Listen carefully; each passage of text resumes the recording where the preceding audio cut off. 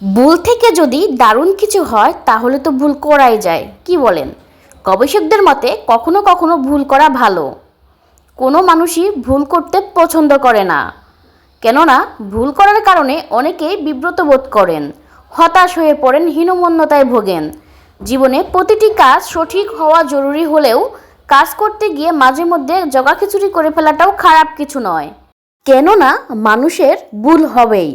কখনো ভুল করেনি এমন মানুষের নজির নেই, বরং ভুল মানুষের অপকারের চাইতে উপকার করেছে বেশি। চলুন জেনে নেই ভুলের কিছু ইতিবাচক দিকের বিষয়ে।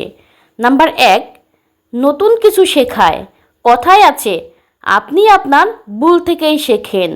বারবার ভুল করা আমাদের মস্তিষ্ক এবং দক্ষতা বিকাশের একটি গুরুত্বপূর্ণ অংশ।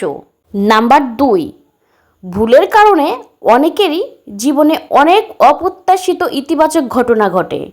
হয়তো কেউ চাবি ভুল করে হারিয়ে ফেলেছেন, সেটা খুঁজতে গিয়ে এমন কিছু সন্ধান পেয়ে গেলেন যেটা হয়তো আরও বেশি জরুরি।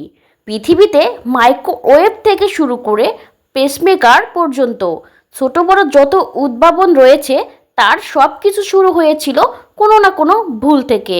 যদি বিজ্ঞানী আলেকজান্ডার ফ্লেমিং 1928 সালে তার ছোট ভুলের কারণে পেনিসিলিন উৎপাদন না করতেন, তাহলে আমাদের জীবন এতটা সহজ হতো না। তার এই বিস্ময়কর আবিষ্কার এখন কোটি মানুষের জীবন রক্ষায় কাজ করে চলেছে।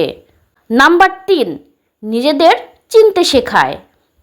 মানুষ নিজেদের ভুলগুলোকে যে নামে ডাকে তাই হলো অভিজ্ঞতা। এর কারণে নিজেদের ব্যাপারে বা জীবন সম্বন্ধে শেখার একটি গুরুত্বপূর্ণ অংশ হলো ভুল করা।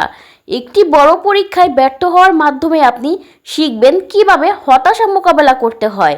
পরিবারের গোপন কিছু কথা ভুল করে শুনে ফেললে আপনি বিব্রতকর পরিস্থিতি সামলে নিতে শিখবেন। নাম্বার 4, লক্ষ্য অর্জনের পথ খুলে যায়।